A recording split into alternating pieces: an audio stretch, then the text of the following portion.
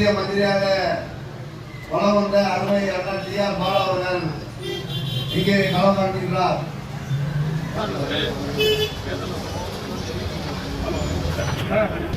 ஒரே ஒரு சின்ன சிறுகதை சொல்கிறேன். ஒரு காட்டில் ஒரு சிங்கம் இருந்ததா, அந்த சிங்கத்திற்கு வேட்டையாடி செல்ல வேண்டும் என்று வேட்டையாடி உணவுதான் அதற்கு வழக்கம்.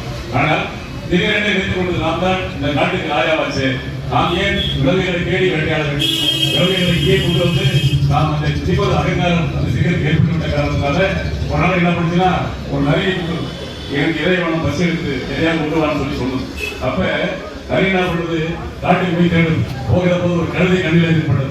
அந்த கழுதை எடுத்து சொல்லி என்ன சொல்றதுன்னு சொன்னா, நம்முடைய காட்டு ராஜா அவர் ரொம்ப சோழா இருக்காரு, இன்னைக்கு நம்ம காட்டுக்கு உன்னை அரசனாக்கணும்னு சொல்லி உன்னை ஆட்சியம் சொல்றாரு அப்படின்னு சொல்லி கழுதை நிறைய சொல்றது. அதை நம்பி எப்படி போவது என்று சிந்திக்காமல் அதை நம்பி என்ன பண்ணுறதுன்னா, கழுதையும் அது கூட போகுது. போய் நின்னவுள்ள போன நேரத்துல சிங்கம் அதன் குலத்தை காட்டிவிட்டது, எகிரி அடித்தது, 2 காதுகளையும் கையில் பிடித்துக் கொண்டது, 2 காதுகளையும் கையில் போச்சு. நிறைய இன்னைக்கு அந்த கழுதை ஓட்டமா பிடிச்சி கோயில் பைசா போது மூடி போச்சு. அதுக்கப்புறம் நிறைய கிட்ட பிடிச்சி சிங்கம் சத்தம் போட்டு எப்படி அதை விட்டு அதை கொண்டு சாப்பிடுங்க, நான் வீடு அழைத்து வாங்கிட்டு சொல்லி எழுதுகிறது. வீடு ஒரு முறை போயிட்டு என்ன அறிவிட்டு கழுதை, உன்னதான் ராஜாவாகன்னு சொன்னோம், ராஜாவாகன்னு சொல்லி தான் நம்ம கூப்பிட்டு போனேன், 7 வருஷம் ஓடி வந்து விட்டாய், சிங்கம் தான் என்னுடைய காதுகளை பீத்துக் கொண்டது என்று கதை சொன்ன போது, எதற்காக சிங்கம் காதுகளை என்னை எடுத்தது தெரியுமா? கிரீடம் வைக்க வேண்டும் அல்லவா, கிரீடம் வைக்கிற போது காதுகள் தடுத்துக் கொள்வதற்காக அந்த காதுகளை சிங்கம் எடுத்து விட்டது என்று சிங்கம் சொன்னதாக நிறைய சொல்லியது. அதற்காக திரும்பவும் சமாதானம் பண்ணி நீ கழுதை அழிச்சுட்டு போன திருமணம் சிங்கம் பசியும் பயத்தில் வீட்டு வலிக்கிறது, கழுதையுடைய வால் அவருடைய கையில் மாட்டி கொள்கிறது, வால் பீத்து கொண்டு விட்டது, பயந்து ஓடி விட்டது கழுதை. திரும்பவும் போயிட்டு கழுதை இந்த நரிகிட்ட சொல்லி சிங்கம் கூட்டு ஐசுவான்னு சொல்லியாங்க. அப்படி போகிற போது சமாதானம் சொல்றது என்ன சொன்னா, என்னுடைய வாழை எடுத்துக் கொண்டது எப்படி அடிக்காமல் விடும், நான் வரமாட்டேன் என்று கழுதை பறித்தது. இல்லை இல்லை, உனக்கு முடிச்சுட்டுவதுதான் இந்த காட்டுக்கு ராஜாவாக்குவதுதான் சிங்கத்துடைய இன்றைக்கு எதிர்பார்ப்பு.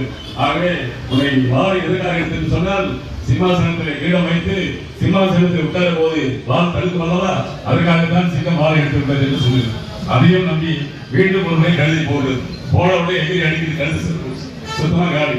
அடிச்ச உடனே கூப்பிட்டு நிறைய கூப்பிட்டு என்ன பண்றது, அப்படியே கொண்டு போயிட்டு தலை தனியா, மூளை தனியா, ஈரம் தனியா, உடல் தனியா, உணவு சிறப்பா சொல்லி தனித்தனியா எடுத்துக்கு வா, நான் தனித்தனியா சாப்பிட சொல்லணும். இது என்ன பண்ணி எடுத்து போயிடுச்சு, அதே மாதிரி பிரிச்சுட்டு மூளையை கொண்டு தெரிவிச்சு நிறைய மூளையை கொண்டு எப்பவுமே நிறைய மூளை உங்களுக்கு கேள்விப்பட்டீங்கல்ல, மூளையை கொண்டு நிறைய தெரிவித்து அது குணம் அது சாப்பிட்டு எல்லா பாட்சியும் கொண்டு வந்து கொடுக்கிற போது அப்ப சொல்லிச்சு, என்னையா மூளை கொண்டே காணும், நிறைய கிடையாது சிங்கம் மூளை காணும் மாண்புமிகு. அதான் சொன்னாங்கல்ல, காட்டுக்கு ராஜாவான சிங்கம் அவர்களே, இன்னைக்கு நீங்க சொல்லி அனுப்பிச்சிங்க, இன்னைக்கு நான் கூப்பிட்டு வந்தேன், இன்னைக்கு அதுக்கு மூளை இருந்ததுன்னு சொன்னா முதல்ல கூப்பிட்டு வந்து இந்த குடும்பம் வந்து காலை அடிப்பு சேர்த்தீங்க, திரும்ப போச்சு, நான் போய் அடிச்சேன், அது திரும்பி உங்க நம்பி வந்தது, அது மூலத்துக்கு தானே வந்துருக்குமா, அதுக்கு சுத்தமா மூளையே கிடையாது அப்படின்னு சொல்லிட்டு போயிடுச்சு. யாரு சரி சொல்லிட்டு போயிடுச்சு.